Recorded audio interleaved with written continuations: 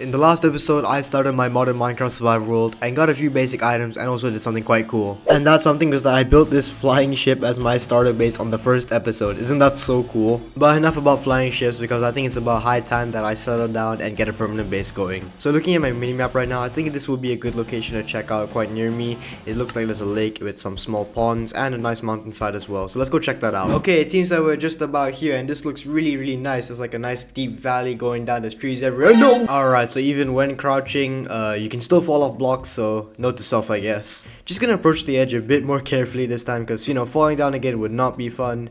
But looking down below, this does look quite nice, so I think I'm gonna ground the ship just to get a closer view to see what we're dealing with here. Okay, I haven't even taken a proper look, but getting this close makes it look so... Oh, what?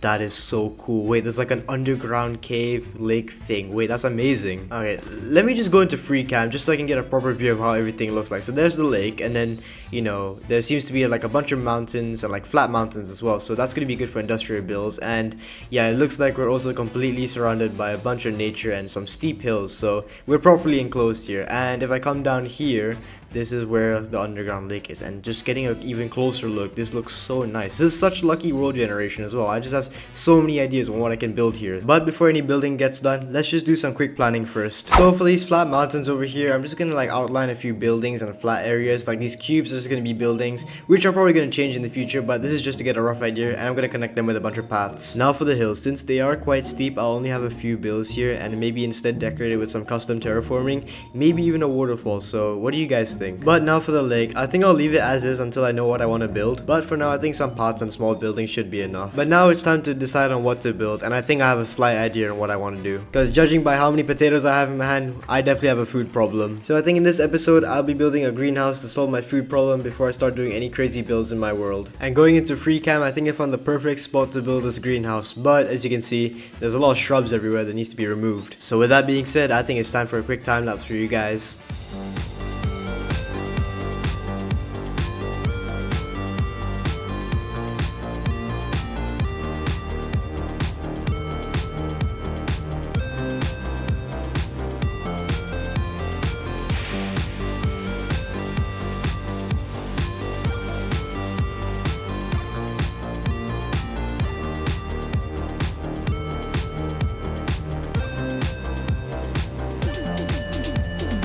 And with these last few blocks being placed in, I think that's enough terraforming done. So if I go into free cam, you can just see what I've done. I've flattened out the mountain a bit and made it look nicer. And here's where the greenhouse is going to be. So I just quickly outlined it with dirt so I know how big it's going to be. And if I fly all the way here, I also smoothed out the overhang over this underwater cave, made it a bit nicer. Just, you know, because I might want to build something over here in the future as well. Now coming over to where the greenhouse is being built, I just have one slight problem, and that is I do not have the blocks for a greenhouse. So I'll be right back when I do. Alright, so now that I have all the blocks that I need, I think I'm going to build this out of spruce and copper. So now I'm just going to get rid of this frame and start placing it on blocks. Okay, with a basic frame now done, I can actually fill in the holes and build a roof in. But you guys probably don't want to see that. You guys want to see the cool stuff. So I'll just quickly build it for you guys and we'll start with that. And just like that, there's the exterior of the build. So I go to free cam, you can get a better look on how it looks like. So I have some nice purple glass in and also this copper, which will oxidize and turn blue, so it'll look better in the future. Now before I start building, I need to get some gantry shafts first. And if I look into my chest, I do have some redstone and andesite alloy laying around. Now if I just build up to the roof of this building right here, I can just place the gantry shafts and have it run down all the way to the other end. And now the next part is start tilling the soil, but however, if I leave the soil like this, eventually it'll dry and turn into dirt. So that's where the sprinkler comes in. As you can see, it uses some copper sheets and copper pipes, but for the sprinkler to work, I also need a fluid tank, which also uses copper sheets. And now with this simple create build, we can get copper sheets automated. However, by looking at that speed, it might take a while. But anyway, I'm just gonna drop my ingots here and come back when they're all done. And it looks like all the copper ingots have now been turned into sheets. So now I have all the materials needed for this build, and I think I'm gonna start with the fluid system. And I already do have this infinite water source here that's pumping out water, so I guess all I have to do is just break up this dirt and hook it up to a fluid tank. So if I place this fluid tank here, it should start filling up with water. And now I just have to cover everything up and make this fluid tank slightly bigger so it can store more water. And now that we have the water stored, all that's left to do is hook up the water system to the sprinklers. So I'm first gonna place a mechanical pump to pump the water into the sprinklers and have it, you know, like arched up slightly higher and then place a sprinkler right below. So it should look like that. Now I'm just gonna have to repeat that for all across the farm to make sure everything gets sprinkled. Now with the fluid system completely finished, it's finally time to work on the gantry system that will harvest all the crops. So I guess just starting off, just placing the gantry carriage and having it connected with a few casings and oh no, wait, that's the wrong place. Yeah, just having it connected by a few casings and then maybe have some mechanical harvesters at the front. So this gantry system will go back and forth harvesting the crops. And so I actually can harvest crops. I should probably put the harvesters on right now, and this should be the whole gantry system done. Now I am going to place this portable storage interface so you know it can drop off the item somewhere once it's harvested. And the last thing I need to do is glue everything together, but I do need to be careful that there isn't any empty space because the glue might stick to blocks that I don't want to, and that would be an issue I'd like to avoid. And taking a step back and looking at it from afar looks really nice, but I think the next thing I need to do is to get a form of power, and I think I'm going to hide it underground just to make it look more aesthetic. And to get my power, I'm going to be using a windmill, which is super compact and easy to build, so I'll just build a quick windmill for you guys right now.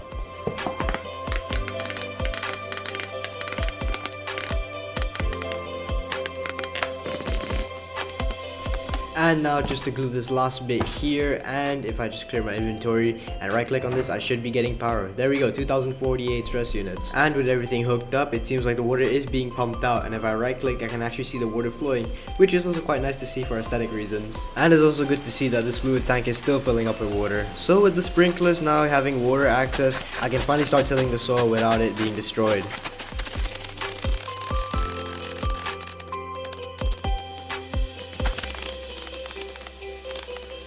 And with all the seeds planted, all that's left to do is connect the power from the windmill onto the gantry line. After a bit of tinkering, I've come up with this design. However, I still need rotational power towards the gearbox, but I think that can be solved with a simple shaft and belt. So I place the shaft here and get rid of this block. I can now connect the belt with these two, if I can even reach it. Wait, okay, can I? Okay, there we go. And taking a step back, does this even look? It's compact, but does it look nice? I think there has to be a better way than this, right? And there is a better way. So if I place some scaffolding up here, I can just connect this with some chain drives and just have it go down like this. And if I get rid of the scaffolding first, I can now orient the chain drives in a way where they actually connect to each other and have them run all the way down. And honestly, I think this looks way better than the end belts, and I have to make this the right way. So I have to hook it up to here somehow.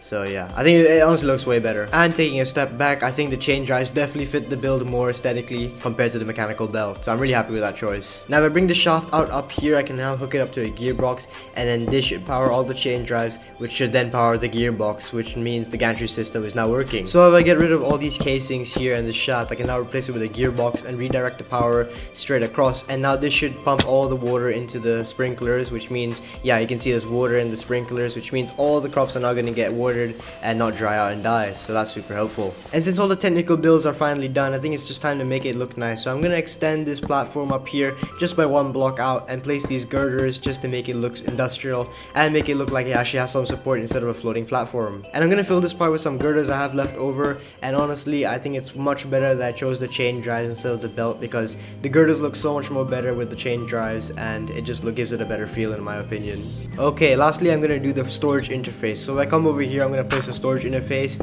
and basically the reason why I'm doing this is so because when these two connect, it'll dump all the items out, and I plan to have a belt running out from it. But first I gotta put an observer here with a redstone link, and I'm just gonna make sure it's sending out signals for the gearbox because it needs a redstone link. And now tapping into the windmill's power source, I can have a shaft run out and make a belt.